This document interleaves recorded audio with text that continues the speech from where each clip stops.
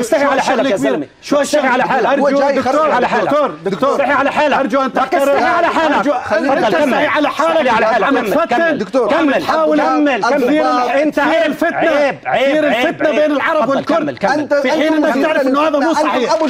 انتم ابو الفتنه يا دكتور. هؤلاء 8 ضباط. انا اعتذر عن مواصله البرنامج يا سيدي. يا سيدي الله معك. انا اعتذر بهذا الشيء. تفضل توكل على الله. تفضل عن جد انت اسلوبك يعني لا مش اسلوبي. تفضل يا حبيبي، انا مش ببيت ابوك. بدك تمشي. تفضل. انا راح امشي لاني تفضل.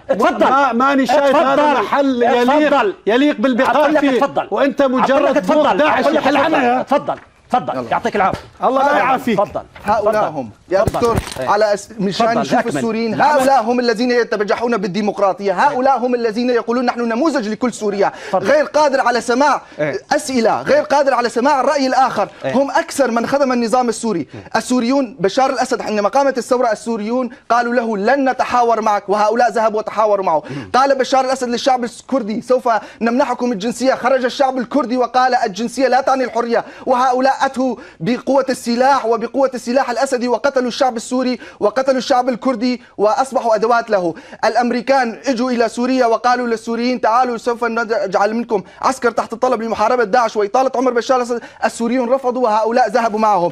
الثوره السوريه دكتور ماذا هل تعلم بعد 5 سنوات من التعب ان تخرج دوما وان تخرج سراقب وتقول نحن باللغه الكرديه واللغه العربيه نحن مع حقوق شعبنا الكردي، وهؤلاء يحاربون هذه الثوره وترد عليها عموده وتقول نحن اخوه في الشعوب.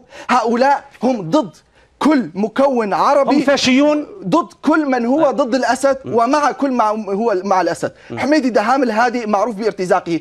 انت تعلم مناع هيثم مناع اهالي درعا تبرؤوا منه، الان اصبح عندهم وطني وجعلوه رئيسهم. يعني وبعدين هو اكثر من نادى باخراج الميليشيات من سوريا، وعندما استثنوه من مؤتمر جنيف ماذا قال؟ قال انا اسيطر على 16% من سوريا. هيثم مناع هو وصاحبه صالح مسلم. هو اصبح هيثم مناع اصبح خليني اقول له هي الكلمه اذا بتوصل لهيثم مناع، انت اصبحت من رجل تدعي انك تدافع عن حقوق الانسان اصبحت مرتزقا تعمل لدى صالح مسلم، وصالح مسلم يعمل ضد مصلحه الشعب الكردي يا هيثم مناع. والشعب الكردي اضمن لك بانه يلعنك، ولن يكون يوم من الايام في تاريخك الذي كنت تدافع عن القضيه الكرديه وعن القضيه السوريه اصبحت الان مجرد